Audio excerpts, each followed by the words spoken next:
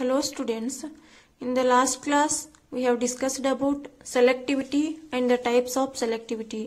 In today's session we will discuss about the examples of chemoselectivity. What is meant by chemoselectivity?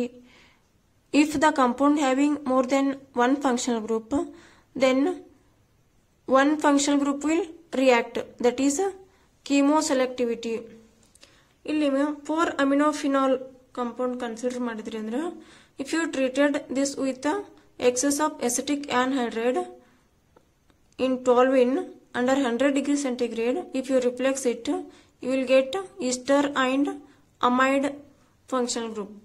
OH ಇದ್ದದ ester ಆಗಿ convert ಆಗ್ತದ, ನಿಮ್ದು NH2 ಇದ್ದದ amide ಆಗಿ convert ಆಗ್ತದ.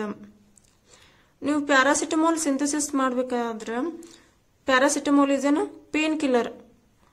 Paracetamol is a painkiller.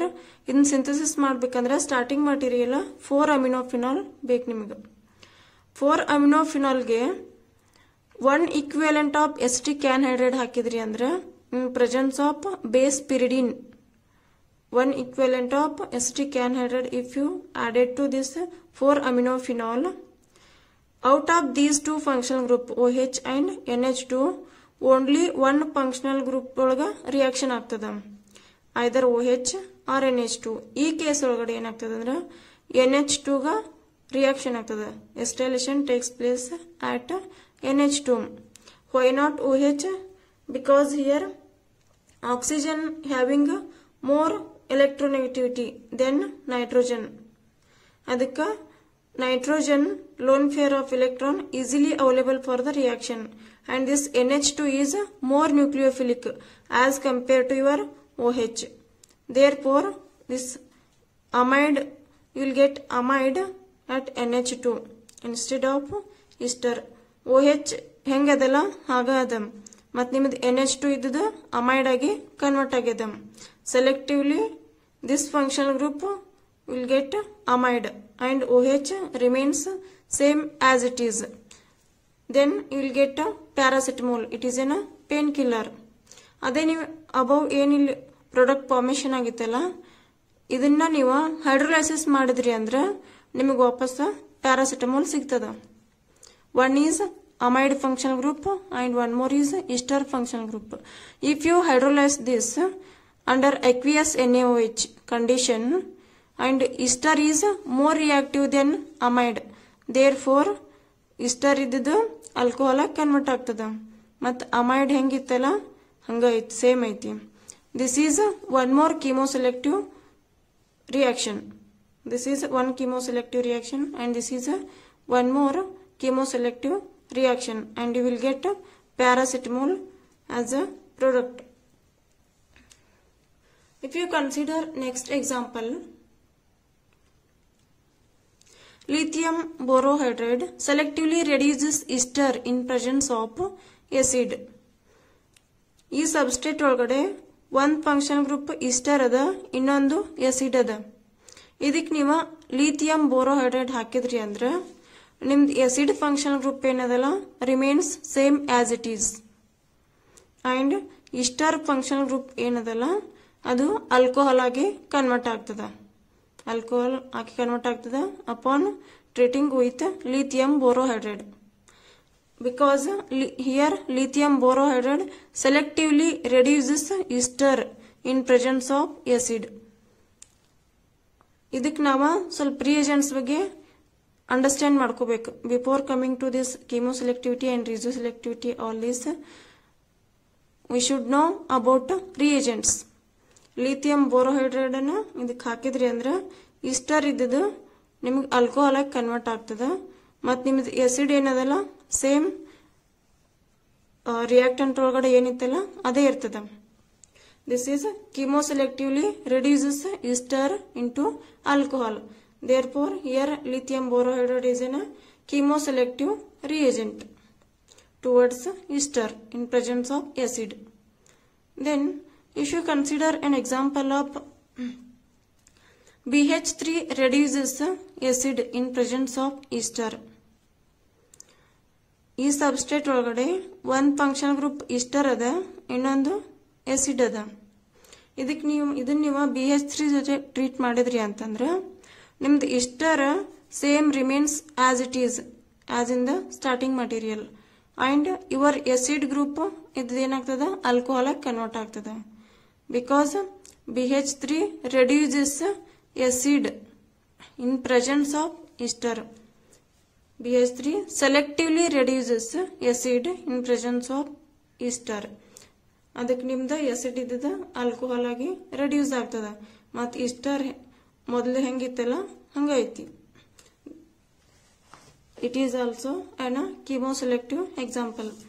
Next, one more example. If you consider this substrate, idralli cyclohexane containing acid and aldehydic functional group, ಎರಡು functional group ಅದಾವ. ಇದಕ್ಕೆ ನೀವು NaBH4 reducing agent ಮತ್ತು lithium aluminum hydride ಜೊತೆ treat ಮಾಡಿದ್ರಿ ಅಂದ್ರೆ, if you are treating with NaBH4 ಆಗ ನಿಮ್ದು acid is not selective. Acid ಜೊತೆ reaction ಆಗಂಗಿಲ್ಲ. It is not selective. And NaBH4 selectively reduces aldehyde. Aldehyde ಜೊತೆ react ಆಗ್ತದ. ಅದಕ್ಕೆ ನಿಮ್ದು acid functional group ಏನದಲ್ಲ remains same as it is in the starting material and your aldehydic group get reduced into alcohol. Aldehydic group get reduced into alcohol. ಅದ ನೀವು lithium aluminum hydride ಹಾಕಿದ್ರಿ ಅಂದ್ರೆ it reduces acid as well as aldehyde. acid ನು reduce ಮಾಡ್ತದ ಮತ್ತು aldehyde ನು reduce ಮಾಡ್ತದ.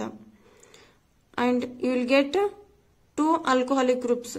One is here CH2OH and one more from the aldehydic group CH2OH. You will get two aldehydic group. ಇಲ್ಲಿ ನಮಗೇನು ಗೊತ್ತಾಗ್ತದೆ ಅಂದ್ರೆ here NaBH4 is chemoselective reagent and lithium aluminum hydride is not chemoselective reagent because lithium aluminum hydride ಅಂತಲ ಎರಡು functional group ಅನ್ನ reduce ಮಾಡ್ಲಿಕ್ಕತ್ತದ acid ಮತ್ತು aldehyde. But ಇಲ್ಲಿ ಸೋಡಿಯಂ ಬೋರೋಹೈಡ್ರೈಡ್ ಏನದಲ್ಲ ಓನ್ಲಿ ಆಲ್ಡಿಹೈಡಿಕ್ ಫಂಕ್ಷನಲ್ ಗ್ರೂಪ್ ಅಷ್ಟ ರೆಡ್ಯೂಸ್ ಮಾಡತ್ತದ, ಆಲ್ಕೋಹಾಲ್ ಕನ್ವರ್ಟ್ ಮಾಡತ್ತದ. ಮತ್ತು ಆಸಿಡ್ ಏನದಲ್ಲ ಅದು remains same as it is. Therefore this NaBH4 is chemoselective but lithium aluminum hydride is not chemoselective. This is about chemoselectivity.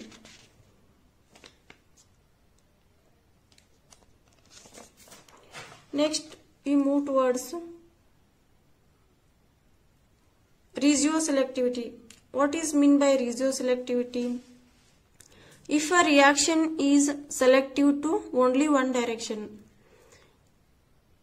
ಈಗ ಎರಡು direction ಒಳಗಡೆ ನಿಮ್ಮ ಫಂಕ್ಷನ್ ಗ್ರೂಪ್ ಇರ್ತದ, ಅವಾಗ ಓನ್ಲಿ ಒನ್ ಡೈರೆಕ್ಷನ್ ಒಳಗಡೆ ರಿಯಾಕ್ಷನ್ ಆಗ್ತದ. For example, addition of unsymmetrical HBr to an alkene. This is your alkene.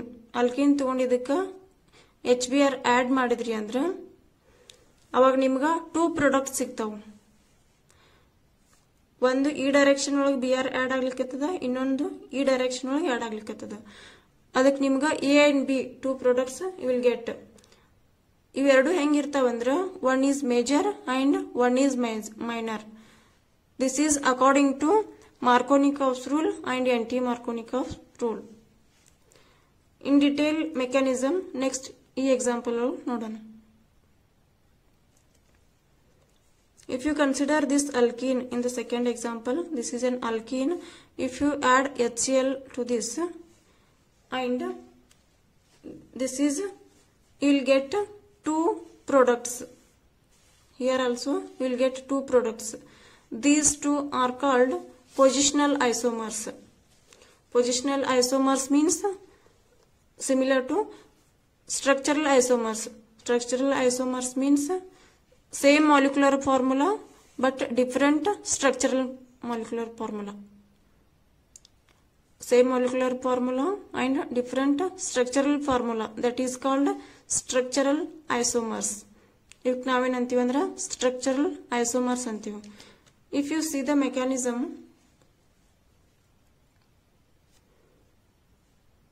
this is the mechanism. This is alkene. If you add HCl, H plus and Cl minus, if your pi bond shifting towards this CH2, and you will get negative charge on this carbon atom and positive charge on this carbon atom, and this negative charge will attack towards this positively charged, that is proton, and CH2 ಇದ್ದದ CH2 H ಇದ್ದದ ಇಲ್ಲಿ attack ಆಗ್ಲಿಕ್ಕತ್ತದ. ಆಮೇಲೆ ನಿಮ್ Cl minus ಏನದಲ್ಲ ಈ carbocation attack ಆಗ್ತದ, and you will get tertiary carbocation. This is your tertiary carbocation. ಯಾಕಂದ್ರೆ ಇಲ್ಲಿ no hydrogen atoms on this carbon, therefore it is tertiary carbocation, and your Cl will attack on this carbon, you will get this product. And ಇನ್ನೊಂದು way ಒಳಗಡೆ ನಿಮ್ಗ ಇಲ್ಲಿ primary carbocation formation ಆಗಿದೆ. ಈ pi bond ಇದ್ದದ ಈ ಕಡೆ shift ಆದ್ರೆ you will get here positive charge on this carbon and negative charge on this carbon. This is a primary carbocation. Positive charge ಇದ್ದದ Cl ಅನ್ನು ಅಟ್ಯಾಕ್ ಮಾಡ್ತದ ಅಂಡ್ ನೆಗೆಟಿವ್ ಚಾರ್ಜ್ ಇದ್ದದ H plus ಅನ್ನು attack ಮಾಡ್ತದ. So you will get this is a product. This is a primary carbocation generated product. Out of these two products, which is major and which is minor? Here this is a major product and this is a minor. Why? It is because ಇದು tertiary carbocation ಅದ. Tertiary carbocation is more stable than secondary. Secondary is more stable than primary. ಅದಕ್ಕೆ tertiary carbocation ಏನ್ formation ಆಗಿದ್ಲ ಈ product stable ಇರ್ತದ, ಅದಕ್ಕಿದು major ಅದ. ಇದು ಪ್ರೈಮರಿ ಕಾರ್ಬೋಕ್ಯಾಟೈನ್ ಜನರೇಷನ್ ಆಗಿದ್ದು ಪ್ರಾಡಕ್ಟ್ ಏನದಲ್ಲ ಇದು less stable, that is this is minor. You will get one is major and one is minor. So ನಿಮ್ದು ಅಲ್ಕೀನ್ ಏನದಲ್ಲ ಸೆಲೆಕ್ಟಿವ್ಲಿ ಇದನ್ನ ಈ ಡೈರೆಕ್ಷನ್ ಒಳಗಾಗ್ಲಿಕ್ಕತ್ತದ, ಅದಕ್ಕೆ this is a major. Selectively you are getting this product as major and this is a minor. This is about selectivity, reason selectivity. If you consider one more example, this is like a even reaction. ಈ substrate ಅನ್ನು consider ಮಾಡಿದ್ರೆ ಅಂದ್ರೆ ಇದಕ್ಕೆ concentrated H2SO4 in presence of heating condition add ಮಾಡಿದ್ರಿ ಅಂದ್ರೆ H2SO4 ಅಂದ್ರೆ strong acid which can donate proton easily. This oxygen having lone pair of electron and attack to this proton and you will get H2O and oxygen will get positive charge. Oxygen mela positive charge bartada. ಇವೆರಡು hydrogen ಹೆಂಗದಾವ ಅಂದ್ರ different ಅದಾವ. Nature is different for these to hydrogens. This is HA, this is HB and by the removal of water molecule first you will get carbocation. E one reaction ಒಳಗಡೆ first thing carbocation generation ಆಗ್ತದ and if you remove this HB and you will get Hofmann product. ಅದ HA remove ಮಾಡಿದ್ರಿ ಅಂದ್ರೆ Saytzeff product ಸಿಗ್ತದ. Saytzeff product is more substituted product, there it is major and it is minor. ಎರಡು equal ಇಲ್ಲ, ಎರಡು unequal amount ಅದಾವ. ಇದು major form ಒಳಗದ, ಇದು ಮೈನರ್ ಒಳಗದ. Because this is more substituted, there Saytzeff product is major and Hofmann product is minor. ಇವೆರಡರ relationship ಹೆಂಗದ ಅಂದ್ರೆ these two are structural isomers. Because ಇಲ್ಲಿ double bond outside the ring ಐತಿ, ಇಲ್ಲಿ double bond inside the ring ಐತಿ. Molecular formula ಎರಡದು same ಐತಿ, but structural formula ಅಷ್ಟ ಡಿಫರೆಂಟ್ ಐತಿ. There these two are called structural isomers and one is major and one is minor. Therefore this should be a regioselective because both are in a different amount.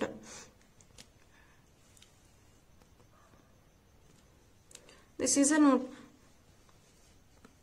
In this regioselectivity, there are three types. One is moderately regioselective. The percentage of compound like A and A gives rise to B and C 55 and 45. Then it is called moderately regioselective. And second one is highly regioselective. One is 90% and one is 10%. One product 90% ಇತ್ತು, ಇನ್ನೊಂದು product 10% ಇತ್ತಂದ್ರೆ ಅದಕ್ಕೆ highly regioselective ಅಂತೀವಿ. One more third one is completely regioselective. If you are getting one compound is around 98 to 100%, another compound is around 2%, then you will get only one isomer. That it is in case of tertiary carbocation generated product. ಅದಕ್ಕೆ ನೀವು completely regioselective ಅಂತೀರಿ. These are three types of regioselectivity. This is about chemoselectivity and regioselectivity. In the next class, we will discuss about stereoselectivity and stereospecificity. Thank you.